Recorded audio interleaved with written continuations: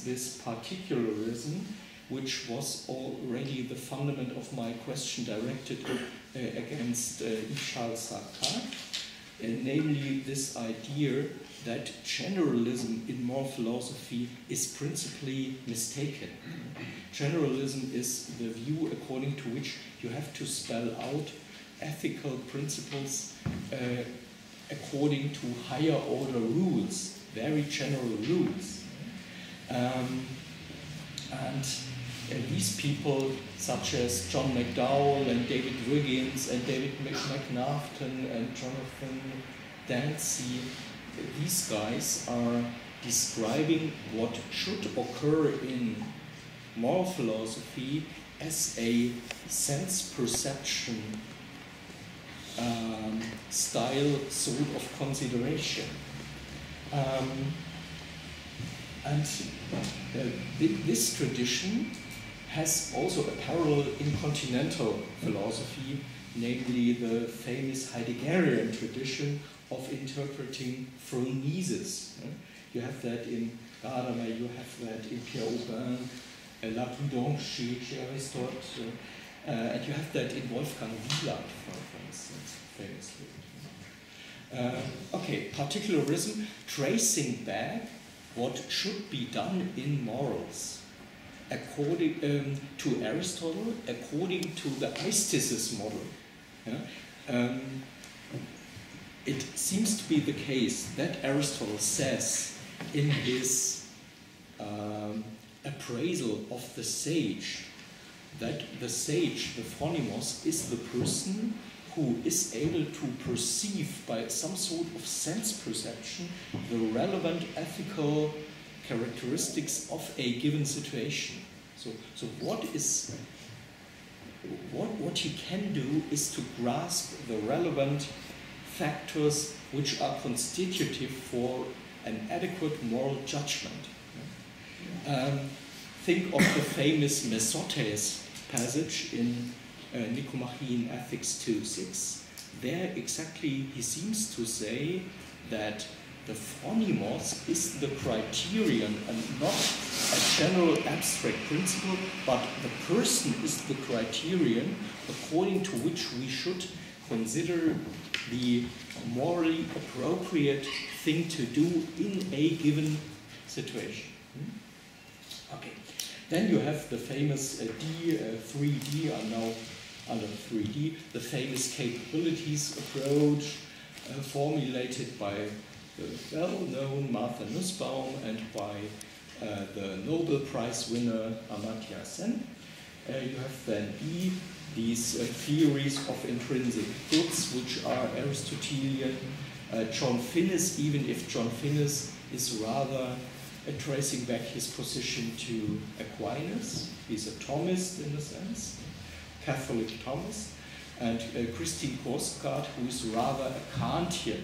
The Harvard, she holds the chair of John Rawls, and she's a moral philosopher, and she's Kantian, but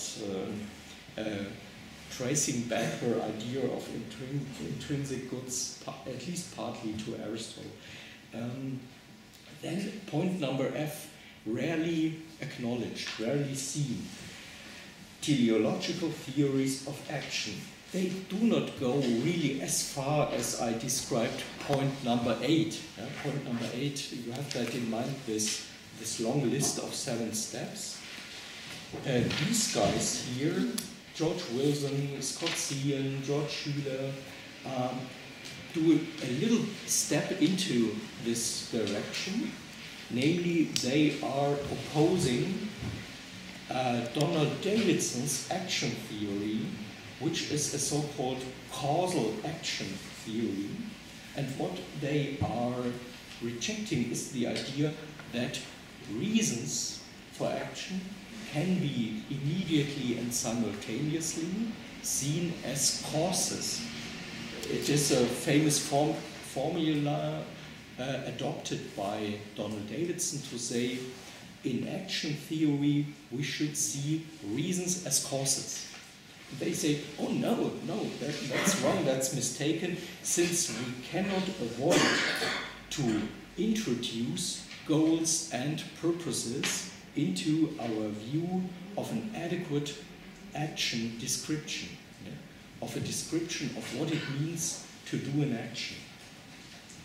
So the causal action theory in their writings is based on Aristotle, replaced by an end-based sort of action theory, a teleological theory, even if they are not willing to go as far as I described it under point number 8. And you have finally G, liberal perfectionism. That's also a very famous movement in, at least in the Anglo-Saxon world, but also in Scandinavia and Germany. I don't know if it is also much debated here in France. That is the idea defended by Joseph Raz and George Schur and Stephen Wall and Thomas Hurka, and also by McIntyre, of course, that liberal states, our liberal democracies, have at least indirectly go back to fundaments, to sources which are based on theories of goods. You have that hidden appeal to a theory of good clearly in John Rawls, for instance, in A Theory of Justice. And he gives us the impression that his theory of social primary goods is simply an instrumental one. But that is mistaken. It indirectly appeals to ideals, and he spelled that out later. He called that the Kantian ideal of a person, but it contains much more elements of a hidden Aristotelian perfectionism.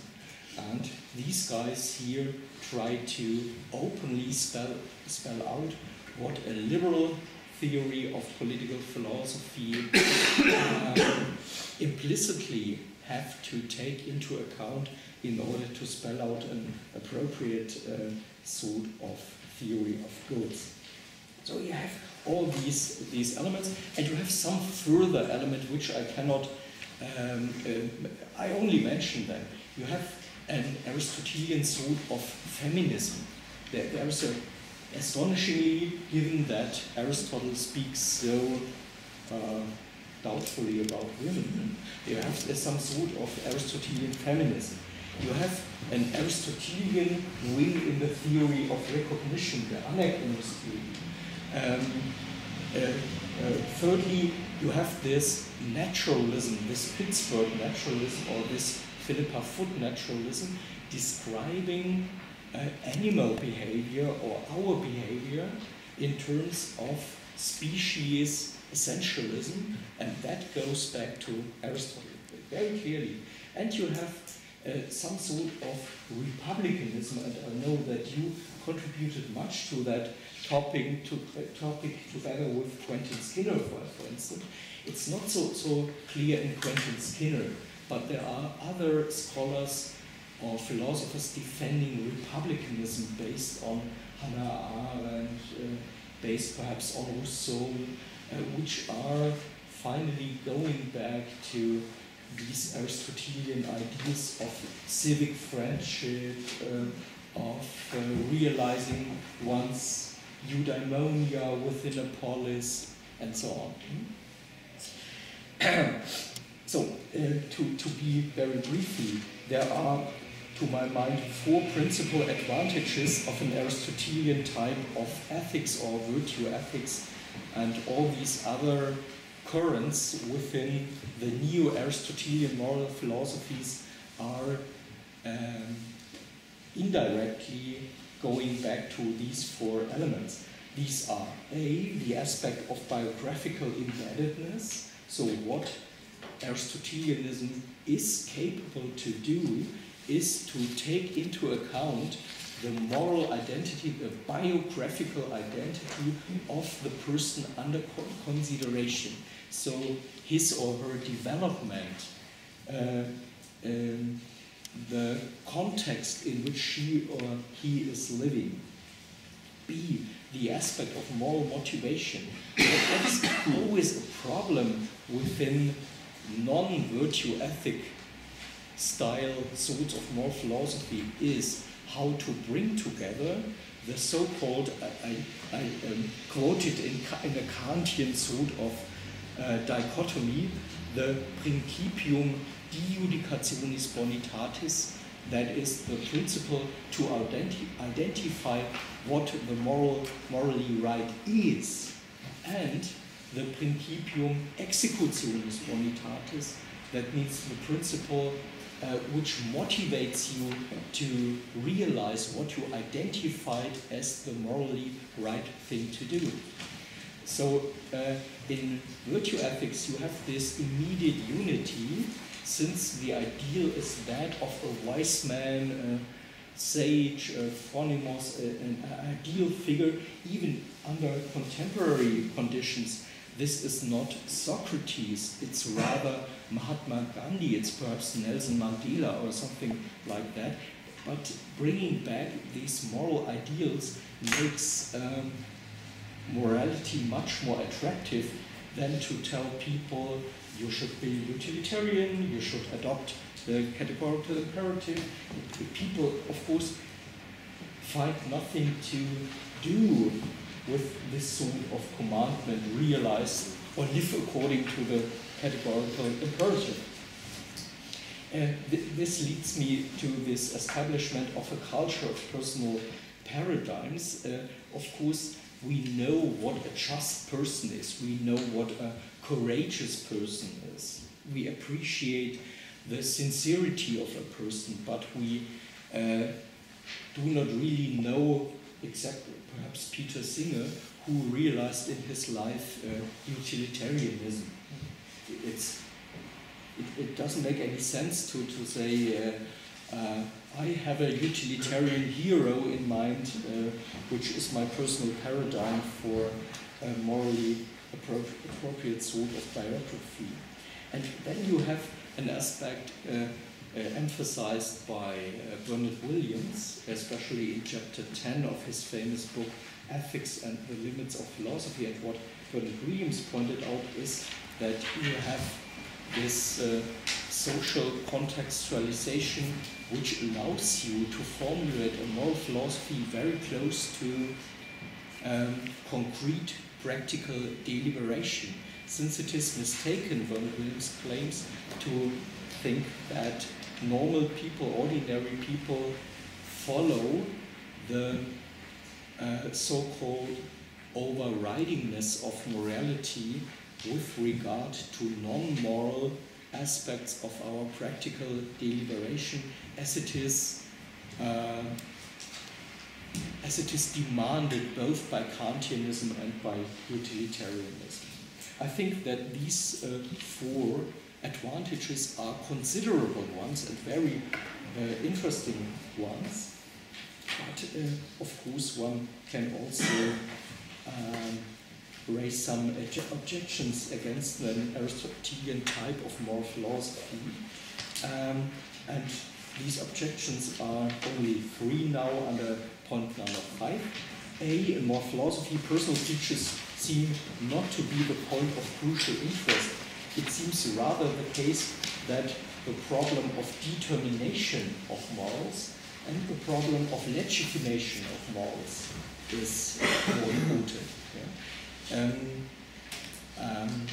How can I identify what is the element which is morally counting in a given situation, which is relevant, which is constitutive for a moral judgment, is the first question. And the second one is, how can I justify my moral judgment? So the Kantians and the utilitarians have not so bad cards in their hands in defending their positions by saying, you Aristotelians are incapable of giving adequate solutions to the problem of determination and the problem of legitimation of morals. B, it seems to be the case that the hope for a perfect moral identity is more or less futile and perhaps even arrogant or irrelevant and so on.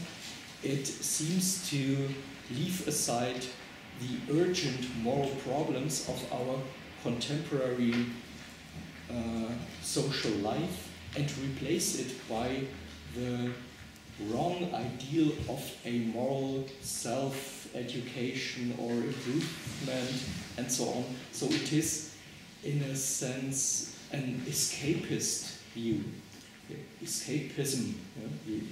It seems to put you aside from social reality. And see, the concept of virtue has problematic affinity to political and social conservatism, even radical conservatism. I do not need to explain this point. Then I skip point number 6, simply saying that even Aristotelian ethics can hardly be fully transferred to our contemporary moral philosophy, since he is adopting a number of doctrines which are not so easily transposable or transferable into contemporary thought, namely the teachability of the virtues, the non-ambiguous character of the virtues, that was Augustine famously describes under the heading Virtutibus nemo male utitur, no one can abuse the virtues. See, the virtues have an outstanding importance for happiness. Yeah, one can say that even under a contemporary perspective, but it is meant differently from what ancient authors understand by this phrase. The virtues are constitutive for happiness. Then the doctrine of the appropriate mean, the famous mesotes conception, and the morality of the virtues. All of these elements are difficult. Let me finally briefly, at least briefly, mention 2 challenges to the view from a philological, from a historical philological standpoint against certain forms of neo-Aristotelianism. And the first point is on the handout. It's connected with this quotation from the chapter 6 of book 2 of the Nicomachean Ethics. And this is this famous core passage in which Aristotle is describing the right procedure in morals as finding the mean, the meson, as in between hyperbole and ellipsis, exaggeration and deficiency, excess and deficiency. And what is so remarkable is that immediately after the famous passage, and nobody reads that, after the famous passage, he says that there are actions which are per se inadequate. I read a little bit of the translation from the Oxford Revised Translation. There he says, but not every action nor every passion admits for a mean, for some have names that already imply badness, for instance, spite, Schadenfreude, shamelessness, envy, and in the case of actions, adultery, theft, murder. For all of these and such like things imply by their names that they are themselves bad and not the excesses or deficiencies of them. It is not possible then ever to be right with regard to them. One must always be wrong. Nor does goodness or badness with regard to such things depend on committing adultery with the right woman at the right time and in the right way. But simply to do any of them is to go wrong. It would be equally absurd then to expect that in unjust, cowardly, and voluptuous action there should be a mean, an excess, and a deficiency, and so on and so on. what is discussed in Aristotelian scholarship is the question if that is not to be taken in the sense of a deontology. He says murder is in any case prohibited. And that is exactly how Aquinas understood the passage in the Prima Secunda of the Summa Theologiae. He said, oh, Aristotle is defending some sort of action essentialism, and he says murder is always prohibited, like the Decalogue in the Bible. It's astonishing. So it is discussed, it's a challenge to Neo-Aristotelianism. And the other challenge to Neo-Aristotelianism is that one can show, at least to my mind, that inclusivism is wrong. And inclusivism is the famous position according to which eudaimonia in Aristotle is constituted by a number of different goods. It's not only based on virtues, the dianoetic virtues and the moral virtues, but it is also constituted by wealth, prosperity, by having a nice offspring, by living in a good polis, by being healthy, blah, blah, blah. And these inclusivists, for instance, Martha Nussbaum, are mistaken on that point, at least according to a certain group of scholars, which I personally strongly support. Richard Prout, Robert Heinemann, and different others have shown that Aristotle, of course, belongs to the intellectualist tradition, marginalizing all other goods except the dominant good of being a well-developed intellectual, doing philosophy,